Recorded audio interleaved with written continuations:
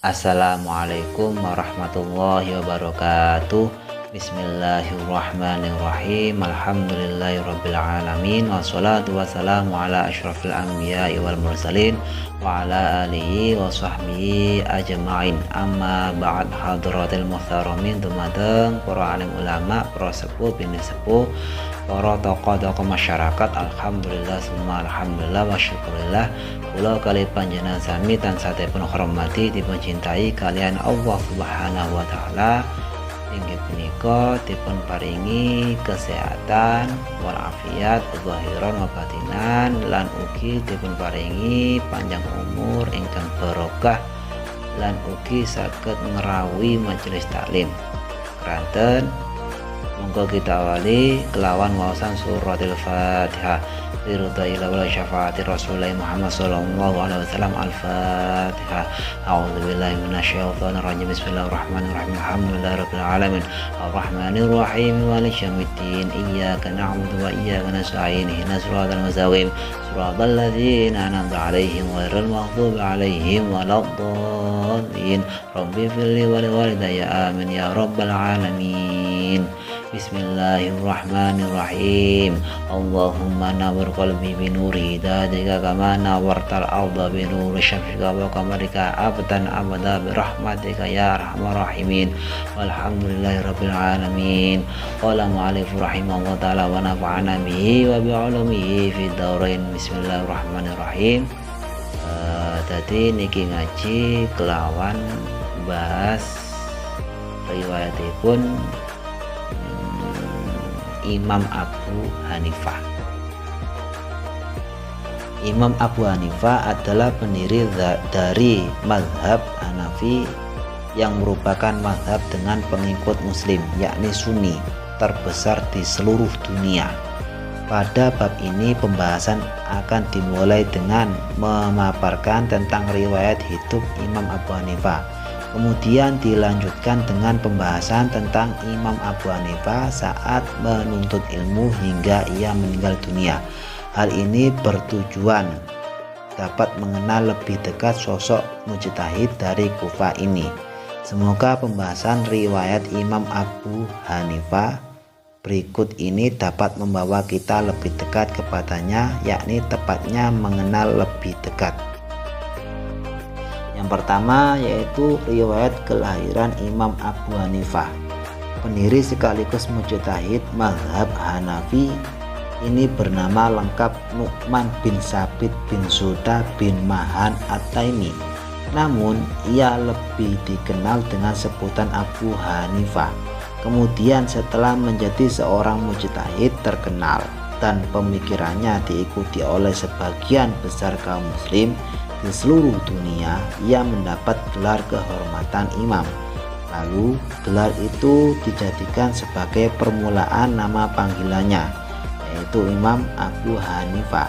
Adapun cara berpikir Abu Hanifah oleh para pengikutnya disebut mazhab Hanafi. Imam Abu Hanifah dilahirkan di Kufah, sebuah kota di Irak yang terletak 10 km di timur Laut Najaf dan 170 km di selatan Baghdad. Pada tahun 80 Hijriah atau 699 Masehi, ia hidup dalam dua dinasti besar Islam, yakni dinasti Bani Umayyah dan Bani Abbasiyah. Kota kelahirannya pun menjadi awal mula lahirnya mazhab Hanafi.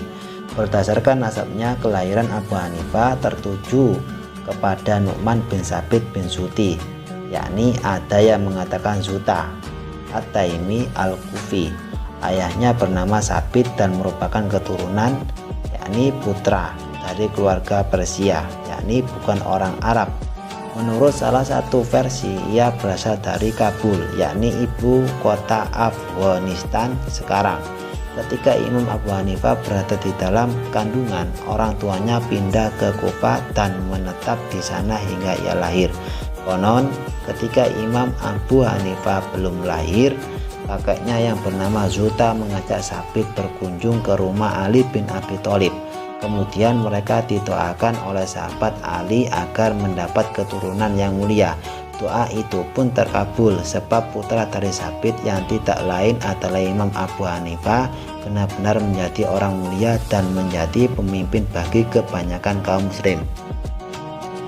Imam Abu Hanifah menghabiskan masa kecilnya dan tumbuh dewasa di Kufah. Sejak masih kanak-kanak ia telah mengkaji dan menghafal Al-Quran. Ia juga termasuk anak yang tekun. Ketika menghafal Al-Quran ia selalu mengulang bacaannya tanpa kenal lelah, sehingga ayat-ayat suci tersebut tetap terjaga dengan baik dalam ingatannya, sekaligus menjadikannya lebih mudah mendalami makna yang terkandung dalam ayat tersebut.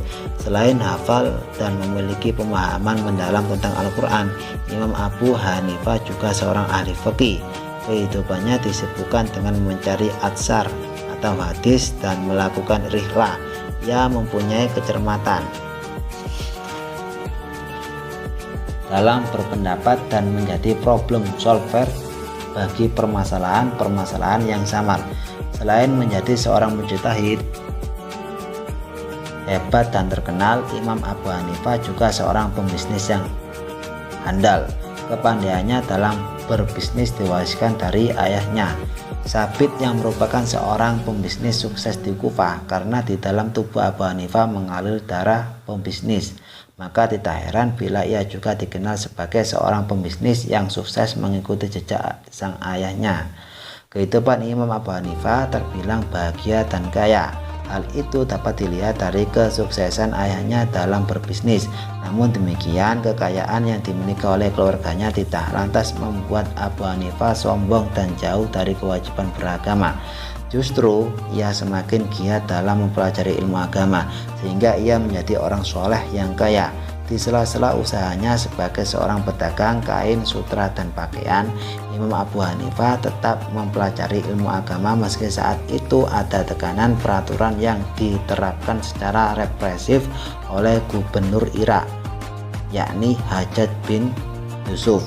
Imam Abu Hanifah termasuk golongan tabi'in, yaitu orang-orang yang paling dekat dan kenal dengan para sahabat, yakni generasi setelah sahabat Rasul.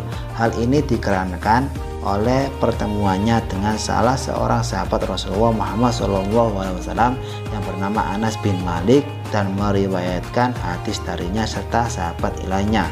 Sebagai ahli fikih, Imam Abu Hanifah disebutkan sebagai tokoh yang pertama kali menyusun kitab fikih berdasarkan pengelompokan tata cara sholat, mulai dari bersuci yakni tuharoh, sholat, dan seterusnya, yang kemudian diikuti oleh ulama-ulama sesudahnya seperti Malik bin Anas, Imam Syafi'i, Abu Dawud, dan Imam Bukhari.